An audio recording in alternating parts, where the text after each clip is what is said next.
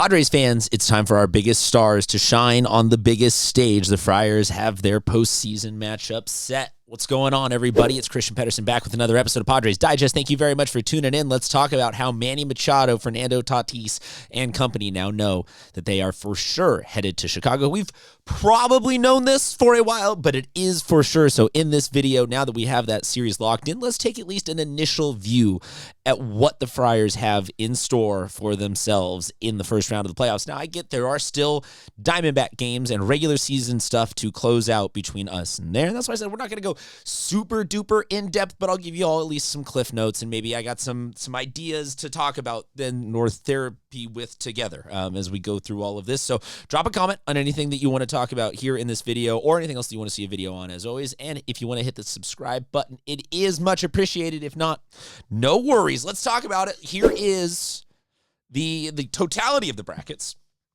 with the Padres and Cubs there being of interest. Let's start with what we've got on the Cubs, and then we'll go from there over into the Padres side of it, because you all know the Padres pretty well at this point. I would assume if you are watching this show, you are a bit of a degenerate Padres junkie yourselves. Let's do this. Let's go first and just look at the MLB rankings, comparing the two squads. And I know that offense and defense numbers are, at this point in the season, contributing a bunch of different players that didn't necessarily play for the whole season. Like your Yuli Gurriel's numbers are included in the Padres here. I get it. So, but take this as in aggregate, just in general, where do the Cubs stand versus the Padres per the numbers? These are the MLB offensive numbers. And I know for those of you who are viewing this on a phone, you're going to be mad. Those numbers are very small. I just wanted to take the more broad picture to look at it of per the batting average numbers, which I get are not the central numbers to everybody's taste in baseball analysis. But to me, they're still a great lowest common denominator. Padres are a better, slightly offensive team than the Chicago Cubs. Padres are 8th overall in baseball. This is National and American League. Cubs are 14th. Cubs have hit for more home runs than the Padres have. But other than that, there's not a huge amount of disparity. Padres are just a slightly better hitting team, technically. Now, there are a bunch of different ways to break that down because, like I said, those are inclusive of players that we don't have anymore. Those are inclusive of valleys where Xander's not hitting and highs where some guys are on streaks. But all in all, I would have not said the Padres have had a signature offensive year this year. So to be going into a series where we are the better offensive team, now we are minus Ramon Laureano. And like I said, that's why I get that these numbers are not set in stone. Better offense, worse offense. But the Padres have a manageable opportunity here. The Cubs' most recent lineups have looked, to a degree, something like this. I'm not going into the depths of matchup number one is these two pitchers, and here's how I like Michael King versus all of these guys and whatnot. But just giving it kind of like the eye test, the sniff test, the vibes check, the whatever your verb is for that, that gut feeling. I'm not terrified of this lineup.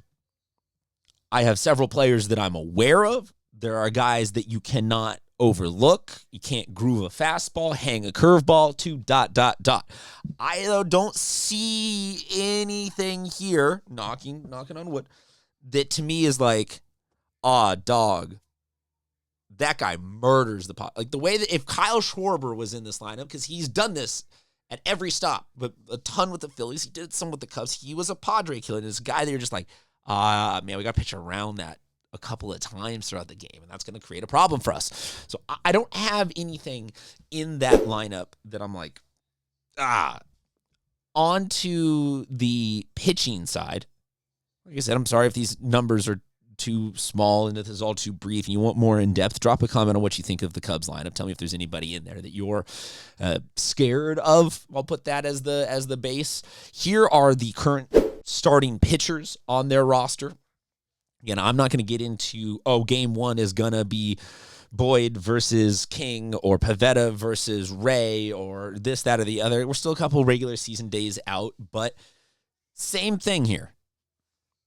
This is their starting rotation. Their bullpen is also good. Their bullpen is also very good. The MLB overall, if you want to do the pitching numbers, Cubs are 2 slots better than the Padres, using ERA as your common denominator. You can look at some of the numbers. Padres are above the Cubs on some, below the Cubs on others. I think this is interesting to see, just like going into these series per the numbers. Padres are the better hitting team, and they are more or less a deadlocked pitching level of talent. So it's a road series. It's a best of 3. Padres got to go 2 out of 3 to the Cubs. And that's not great, given where you look at the numbers for the Padres of losing profusely on the road versus at home this year. And just kind of, you're like, okay. But to be in a series where maybe numbers-wise, we are a little bit the better team. For the Padres, we can look at the lineup now that we are post Ramon Laureano for the rest of this season and at least this Cubs series. I'm assuming they will run something to this degree out there. Do you like this? Can you stand this? Are you down with this? Is this okay? Do you have any tweaks that you want to make? I'm curious what you think about the placement less and of people, and I like him hitting 1 slot versus 3 slot, and more just the using Sheets in left, O'Hearn at DH, Arraez at first. I think that's going to be about as optimal of a lineup as the Padres are probably going to get in this first series. So I don't know. Let me know. Drop a comment. Us, them. Gut check, numbers check. What do you believe in here? Where are you placing your levels of confidence? Where are you placing your stress? I think that overall, I'm looking at this, even with the loss of Laureano, as a very achievable series win for the Padres. I don't want to say, oh man, guaranteed, because I look like an idiot in enough content. Now, I don't need to be that guy also, but I even though it's a road series, and there are things like, how healthy is Tatis going to be? We're missing Laureano, all that. This lineup alone, to me, I'm confident with this. But if we can add Tatis back in from his sickness, I would assume he will go to that outfield spot where Laureano was. We'll have Sheets out there still.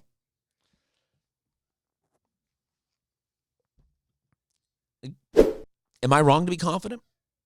I don't know. Some of you love when I'm wrong. So maybe you have a different opinion, but drop a comment below. Hit the subscribe button, because Andrew and I got tons of stuff still coming out for this season, but into the postseason, off season, and everything beyond that. Thanks for tuning in, Padres fans. Talk to you soon.